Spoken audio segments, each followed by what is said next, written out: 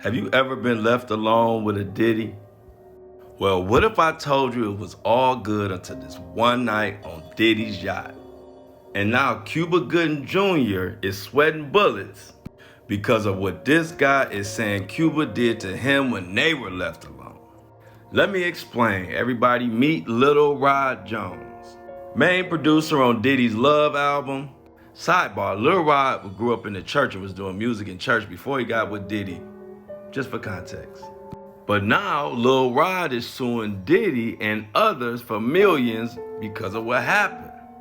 See, Lil Rod was promised fortune and fame for hard work, and instead he got something way more creepy. See, that night on the yacht out in the Virgin Islands, Diddy said, "Hey, Lil Rod, I got somebody I want you to meet.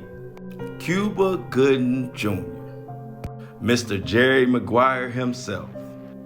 After introducing him, Diddy leaves, and he appears probably to be looking from the distance, but now Lil Rod is left alone with Cuba Gooding Jr. Scary, I know.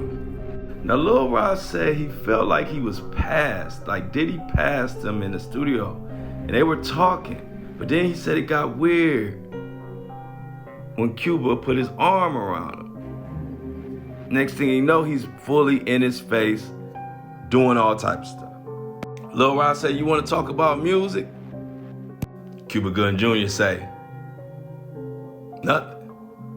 Lil Rod say, well, since he ain't talking about music, can you tell me about the movie industry?" Cuba again ain't saying nothing, just looking at him. Now, if you've been following the news, you know this story sounds similar to what Terrence Howard, when he said he was in there with Diddy, and it was weird vibes.